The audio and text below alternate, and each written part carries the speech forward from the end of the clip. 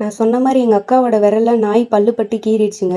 வந்து காயம் மாரி தெரியல. அப்புறம் கொஞ்ச நேரம் ஆகும் ரத்தம் நெறைய வர ஆரம்பிச்சிருச்சு. அப்புறம் எங்க அம்மா சொன்னாங்க, "என்ன இப்படி ரத்தம் வருது? வா உடனே ஆஸ்பத்திரிக்கு போவோம்." அப்படின்னு சொல்லிட்டு போனாங்க. அப்பதான் டாக்டர் சொன்னாரு, "என்னம்மா இப்படி விளையாண்டுருக்கீங்க?" கேட்கவும், "நாய்க்கடிலாம் சாதாரணமா இது பண்ணாதீங்க. பெரிய பிரச்சனைலாம் வரும். நீங்க என்ன அசால்ட்டா சொல்றீங்க?" அப்படின்னு சொன்னாரு. அதுக்கப்புறம் ஊசிய போட்டு வந்தாச்சு. வந்ததுக்கு அப்புறம் தான் சரி இத பத்தி ஏதாவது எனக்கு தெரிஞ்சுக்கணும்னு ஆர்வமா இருந்துச்சு. பார்த்தப்பதான் இந்த மாதிரி பெரிய பிரச்சனைலாம் வரும் அப்படின்னு நான் பார்த்தேன். வீட்டுல இருக்க நாயா இருந்தாலும் நம்ம கிளீனா வச்சிருக்கிறத பொறுத்து தாங்க. எப்படியுமே அதுக்கு நம்ம என்ன பல்லா விளக்கிட போறோம். நம்ம 15 நாளுக்கு ஒருக்கா நம்ம நல்லா குளிப்பாட்டி சூப்பரா வச்சிருக்கணுங்க.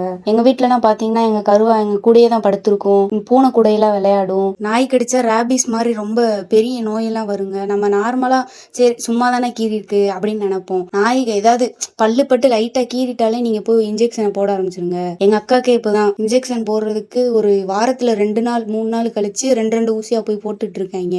நாய் கடிச்ச உடனே சில பேர் என்ன பண்ணுவாங்க, நாட்டு வைத்தியம் மாதிரி மஞ்சளை வைக்கிறேன் சுண்ணாம்பு வைக்கிறேன் அப்படிலாம் வைப்பாங்க. அந்த மாதிரி செய்யவே செய்யாதீங்க. நாய் கடிச்சதுன்னா அந்த இடத்துல லைட்டா தண்ணியை ஊத்தி அந்த ரத்தத்தை மட்டும் கிளீன் பண்ணிருங்க. கிளீன் பண்ணிட்டு உடனே போய் இன்ஜெக்ஷனை போட்டுருங்க. இதுதாங்க கரெக்டானவே. இங்க பாட்டு மஞ்சளை வைக்க சுண்ணாம்பு வைக்க இந்த மாதிரிலாம் செய்யாதீங்க.